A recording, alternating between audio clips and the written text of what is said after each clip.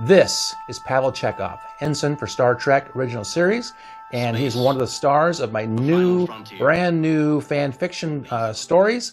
And take a listen. First Officer Spock's log, stardate 2322.5.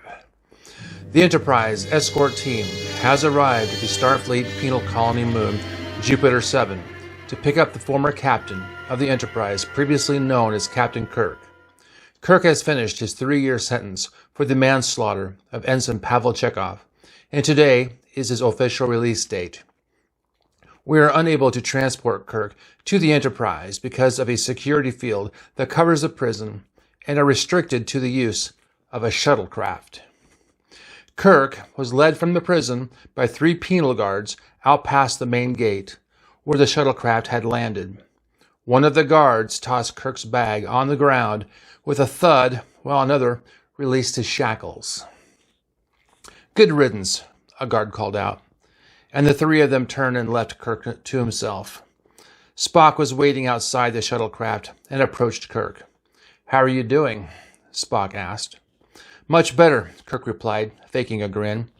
"Thanks for picking me up. What does the Federation think of using the Enterprise as a taxi service?" "I had a difficult time convincing them to allow me," Spock replied. "But I told them I would be brief and get you back to Earth as soon as possible. I am not allowed to discuss the transfer with anyone outside of Starfleet." "You know I'm not guilty," Kirk said, shaking his head. "Chekov was a friend." "The proof was overwhelming," Spock replied. "The charge was reduced to manslaughter for murder. And that I agree with, but you were the cause of Chekov's death." "I had no choice. Lives were at stake," Kirk snapped. "That is not how the jury found you, and this is not the time for a debate. You served your time, and we need to get you back on your way home." "What life will I have as a disgraced starship captain?" Kirk pleaded. "I can't go back to Earth now." An unfamiliar voice replied from behind, the voice of a Klingon who was listening to the conversation but was unnoticed until now. "You don't have to go back to Earth. I can take you to Kronos, where you can start over." "Who are you?" Kirk asked. "Kolog is my name. I am a representative of the Klingon High Council and have been authorized to make you an official offer." "What kind of offer?" Kirk asked. "We would make you a captain of your own ship, like you were before you were unjustly framed for the death of your crewmen," Kolog replied. Spock asked, "In exchange for what?" Kirk has an intimate knowledge of Starfleet that would benefit the Klingon High Command. Why would you make this offer? "Kirk is a free man, yes. He has much knowledge, and I will not make any excuses. We would very much like to know what Kirk knows, and as far as we can tell, he is a free agent. Maybe Starfleet shouldn't have been so quick to convict him and incarcerate him unjustly." "I assure you the conviction was justified," Spock replied. "And yes, Kirk has no allegiance to Starfleet any longer. But he did take an oath not to divulge information to the enemy," Spock said. "Enemy?" Kolog asked. "I am not his enemy. I am the only one offering him a second chance. I am anything but his enemy." "You know exactly what I mean, and I will not mince words. You are the enemy of Starfleet. Anything he divulges to you would be considered treason," Spock said. "He would be under the protection of the Klingon Empire," Kolog stated. "He would be well protected. What do you say, Kirk?" Kirk listened carefully and pondered what both Spock and Kolog said. He knew he had no life on Earth, and the idea of a new life on Kronos as a captain of his own ship was very appealing. He no longer had an allegiance to Starfleet, and as far as they were concerned, he was no one. "I accept," Kirk stated. "Very good," Kolog said with a smile. "The Klingon High Council will be very happy." Spock spoke out. "I can't allow this. As a Starfleet officer, I am compelled to ensure the security of Starfleet is maintained." "What are you going to do?" Kolog asked. "He is a free man." Spock pulled his phaser and aimed it at Kolog. "I am prepared to defend Starfleet." Kolog pressed a button on his sleeve, and 10 Klingon warriors appeared behind him, all armed and ready to kill on command. As you were saying, Vulcan? Spock pulled out his communicator and flipped open the cover. Prepare to destroy the shuttlecraft on my command, Spock said. The shuttlecraft was 20 feet from Spock and no more than 35 feet from Kolob, all within the kill zone if the craft exploded.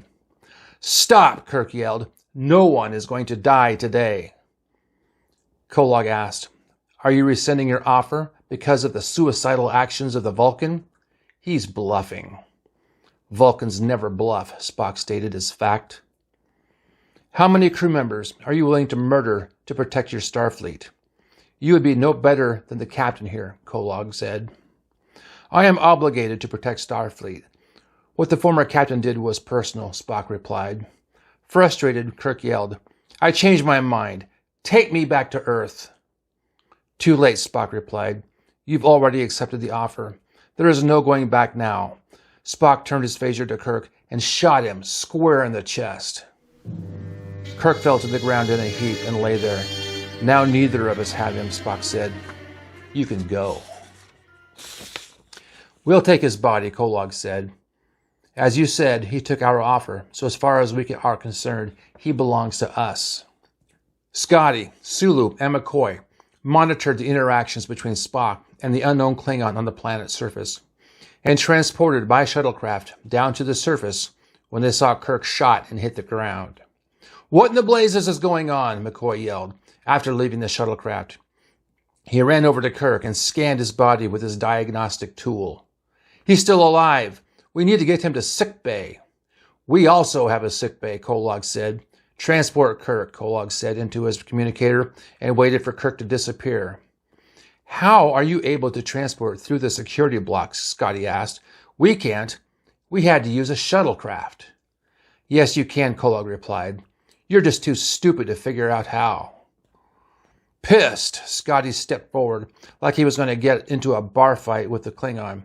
Instead, he rushed to Kirk and strapped on a transport defender, which would interfere with any attempt to zap Kirk into the Klingon ship. Stupid, you say, Scotty said with a grin. Try to transport him now. Kolob received a message on his comlink that the transport was interrupted and unable to be completed. There's nothing better than a Mexican standoff, McCoy said. We need to get Kirk to a sickbay now. He'll be fine, Kolob said. Give him time. McCoy turned to Spock. What was your phaser set to? Stun, Spock replied. I thought you wanted to kill him, Kolob said. Did you have a change of heart? I didn't feel his death would accomplish anything, Spock replied. If you thought he was dead, you would leave, but obviously your plan did not work. Kirk came around, and McCoy helped him sit up, then stand. A bit woozy, Kirk regained his bearings. You shot me, Kirk snapped at Spock. I felt I had to. The situation at the time required me, Spock replied, if I were to save you from the Klingons. With a smug look, Kolob replied, You said he was a traitor. That is for Starfleet to sort out, Spock said. I feel you put him under duress. I simply made him an offer he couldn't refuse, Kolob replied. Kirk, Spock said, are you ready to leave? Just then, Sulu pulled his phaser, pointed it at Kirk, and said, Chekov was my friend. You murdered him. Now what? Kirk asked. Can I get off this moon anytime soon? The charge was reduced to manslaughter, Spock corrected. There was no malice. The death was ruled an accident. I was there. I know what the captain did, Sulu replied. You were called as a witness, and the jury did not agree with you, Spock replied. You must live with the decision of the court. Must I? Sulu asked. Says who? You, Spock? Like I said, I was there, and I know what happened, and Kirk intentionally killed Chekov. You continue on this course, I will have no choice but to kill you, Ensign, Spock said. I am the one holding the phaser, not you, Sulu said, now pointing the phaser at Spock. With a flash of light, Sulu bounded back and fell to the ground. Chekov lowered his phaser and said, Go, Captain. Go back to the Enterprise. The offer will remain on the table until you decide that being captain is better than living in a one-room shack in Iowa, in disgrace. Chekov, Kirk yelled in shock. You're alive! The report of my death was greatly exaggerated, Chekov said, as he stepped around Kolog to face the Enterprise crew. Now what's going on? Kirk asked, as his jaw hit the ground. You're dead. Obviously not, Chekov replied. My replicant is. Do you mean a clone? Kirk asked. Close, Chekov replied, but good enough to pass the mortician. Why? Kirk asked. And now? To convince you to come with us, Chekov replied, to become one of the Klingon Empire. McCoy barked.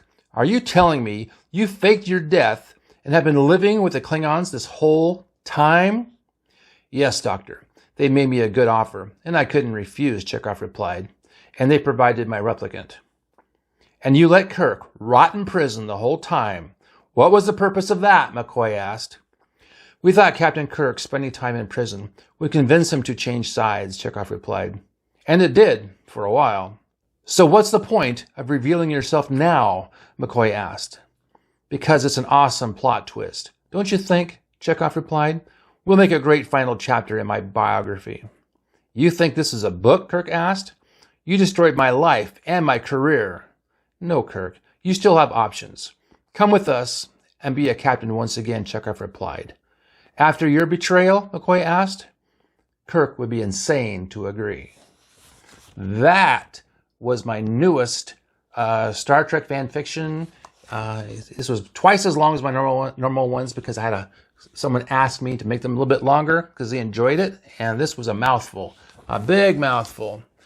This is Mr. Chekov. He was the main star, or antagonist, I guess, of this story, and it was a fun one. I don't usually use Mr. Chekov much. If you enjoyed this, like, subscribe, and ring the dingy-dongy bell, because I plan to make more of these, and these are fun to do. So thank you very much.